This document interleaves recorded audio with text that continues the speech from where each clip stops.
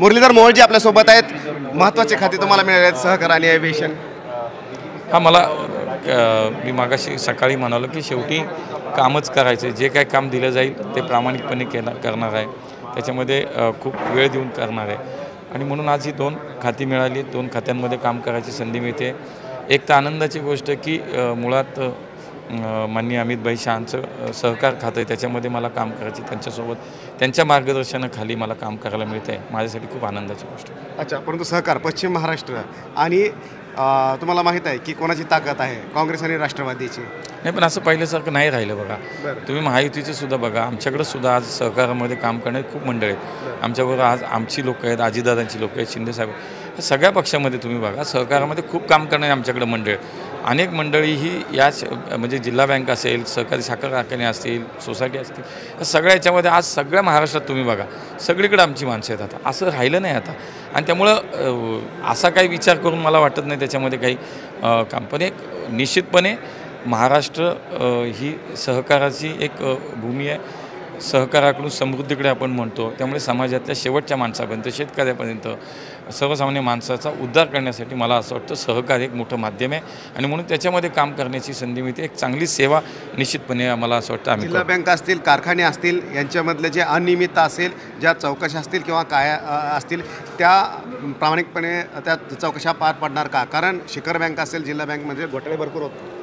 मागच्या काही काळात आपल्याला ते फार ऐकायला मिळालं नसेल। काँग्रेसच्या काळात, यांच्या काळामध्ये अशी अनेक प्रकरणं उघडकीस आली, पण तुम्हाला माहिती आहे मागच्या 5 वर्षाच्या काळामध्ये जेव्हा राज्यात सरकार होतं आमचं, अजिबात तुम्हाला पाहिलं असे कुठलाही प्रकार फार आम्हाला कुठल्याही आपल्यासमोर जिल्हा बँक किंवा शिखर बँक हे आधीचे सगळे विषय होते। पण आत्ता चांगलं काम सरकार म्हणून होणार आहे। सहकाराचा एक मोठा पाया या राज्यामध्ये आहे, सहकाराची एक मोठी चळवळ या राज्यातली वर्षानुवर्षे पिढ्यानपिढ्याची।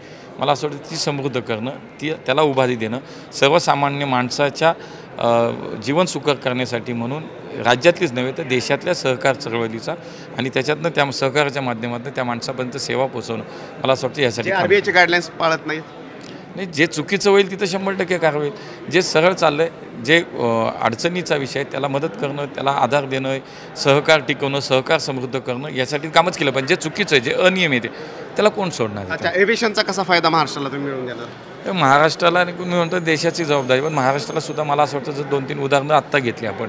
एक तर नवी मुंबईचं आंतरराष्ट्रीय विमानतळ होतं, त्याला एक कामाला वेग मला निश्चितपणे आता या निमित्तानं देता येईल। पुरंदरचं आंतरराष्ट्रीय विमानतळाच्या लँड ॲक्विजिशन, इतर काही कायदेशीर किंवा तांत्रिक अडचणी आहेत त्याच्यामध्ये काम करता येईल। पुण्याचं विमानतळाचे काही विषय आहेत ते मार्गी लावता येतील, असे खूप विषय करता येण्यासारखे मला असं वाटतं देशभरामध्ये। सुप्रिया सुळे म्हणतात की कॉन्ट्रॅक्टरसाठी मंत्रिपद नसावं। मला असं वाटतं ताईंना मी मागाशी सुद्धा मला वाटतं आपल्या काही चॅनेलमध्ये उत्तर दिलं आहे। खरं तर ताई म्हणतात की पुणेकरांसाठी काम करावं, कॉन्ट्रॅक्टरसाठी। मला असं वाटतं ताई, मला 4 वेळा पुणेकरांनी निवडून दिलं, ही 5वी वेळ आहे, त्यामुळे पुणेकरांना माहिती मी कुणासाठी काम करतो। आणि कॉन्ट्रॅक्टरांचा विषय ताईंनी बोलणं म्हणजे मला खरं तर हास्यास्पद आहे की अख्ख्या महाराष्ट्राला माहिती आहे पुण्यातले, पुणे जिल्ह्यातले बाहेरचे मोठे कॉन्ट्रॅक्टर, माणसं, उद्योग, व्यवसाय, हॉटेल्स, हिल स्टेशन कुणाचे आहेत आणि कोणाबरोबर। एक दुसरं मला असं वाटतं की माझ्यासारखा कार्यकर्ता, सामान्य कुटुंबातला कार्यकर्ता एका खेड्यातून येतो आणि केंद्र स्तरावरती केंद्रीय मंत्रिमंडळात समावेश होतो। मला असं वाटतं कदाचित ही सोन्याची चमचे घेऊन आलेली मंडळी आहे, यांना ते सहन नाही होत। त्यामुळे मला असं वाटतं माझ्यावर लोक आहेत, माझ्यावर नागरिक आहेत, यांनी काही बोललेलं काही परिणाम होत। समाधान आहेत या मंत्रिपदावर तुम्ही दोन्ही? खूप समाधानी, मला संधी आहे काम करायला, मी आनंदी आहे, खूप आनंदी आहेत संधी आहे काम करण्याची।